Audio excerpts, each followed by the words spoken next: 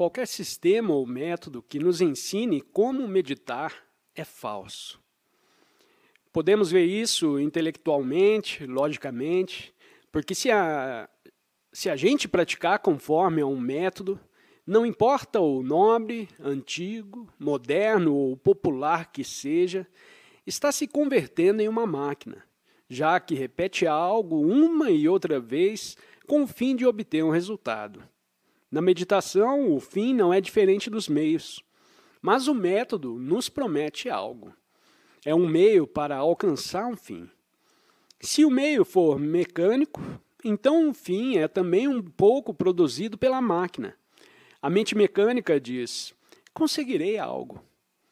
Um tem que estar completamente livre de todo método e de todo sistema. E isso já é o começo da meditação. Porque se estamos negando algo que é totalmente falso e carente de sentido. Por outra parte, há pessoas que praticam a percepção alerta. Pode um praticar a percepção alerta? Se a praticar, então está inatento todo o tempo, portanto estejam perceptivos, atentos à própria inatenção. Não pratiquem como estar atentos. Se derem conta da sua inatenção, então dessa percepção alerta surge a atenção. Não precisam praticá-la. Entendam isso, por favor. É tão claro e tão singelo. Não tem que ir à Birmânia, China, lugares que consideramos românticos, mas que não o são nos fatos. Lembro que uma vez estava viajando em um automóvel na Índia com um grupo de pessoas. Me achava no assento dianteiro com o condutor e no assento traseiro havia 3 pessoas falando sobre a percepção alerta, querendo discutir comigo o que é o dar-se conta. O carro ia muito rápido. Havia uma cabra na estrada e, como o condutor não estava muito atento, enrolou ao pobre animal. Os cavalheiros que estavam atrás de nós discutiam sobre o que é a percepção alerta, mas nunca se deram conta do que tinha ocorrido. Vocês riem, mas isso é o que todos fazemos. Estamos intelectualmente interessados na ideia da percepção alerta, na investigação verbal e dialética da opinião, mas não estamos perceptivamente alerta ao que está acontecendo. Não há prática alguma a não ser a coisa viva somente. E então surge a pergunta: como se pode controlar o pensamento? O pensamento vaga por qualquer parte, e quando uma deseja pensar em algo, desvia-se para outra coisa. Disse: pratica, controla, pensa em um quadro, em uma oração, ou no que seja. Te concentre. E como o pensamento se vai em outra direção, voltamos a insistir em que retroceda. E seguimos na mesma luta para frente e para trás. De maneira que um se pergunta: que necessidade tem que controlar o pensamento absolutamente? E qual é a entidade que vai exercer o controle? Escutem isso atentamente, por favor. A menos que compreendamos essa pergunta fundamental, não poderá haver o significado da meditação. Quando dizemos, devo controlar o pensamento, quem é que controla? Quem é o censor? É o censor distinto da coisa que deseja controlar, moldar ou trocar em algo diferente? Não são ambos o mesmo?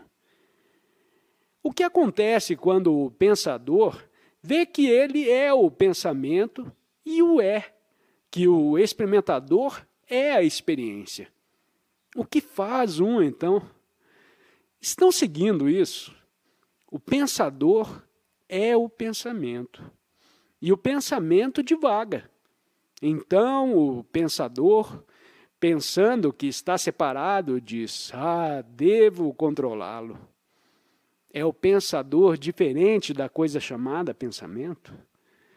Se não existiu pensamento, existe um pensador? O que ocorre quando o pensador vê que ele é o pensamento? O que ocorre em realidade quando o pensador é o pensamento? Ao igual ao observador é o observado? O que ocorre? Nisso não existe separação nem divisão e, portanto, não há conflito. De maneira que o pensamento não tem que seguir sendo controlado ou moldado. Então, o que ocorre? Existe, então, divagação alguma do pensamento? Antes havia controle e concentração do pensamento, e existia o conflito entre o pensador, que desejava controlar o pensamento, e o pensamento que divagava. Isso ocorre permanentemente com todos nós. Logo surge a súbita compreensão de que o pensador é o pensamento, o qual não é uma asseveração verbal, a não ser uma realidade.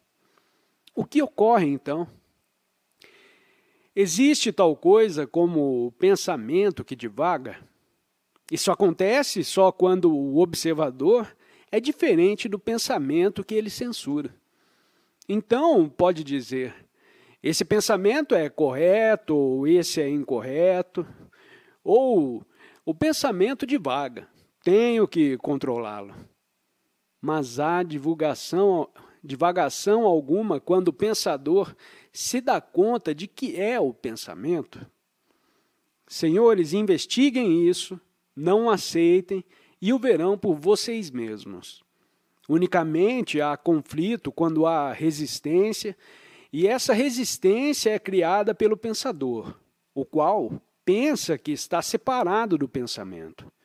Mas quando o pensador se dá conta de que é o pensamento, então não há resistência, o qual não quer dizer que o pensamento anda por qualquer parte e faz o que lhe agrada, a não ser o contrário.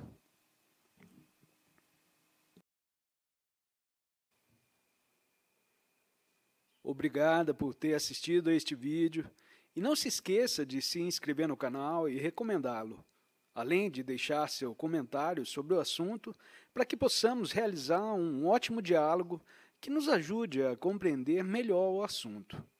Tenha um ótimo dia e até o próximo vídeo.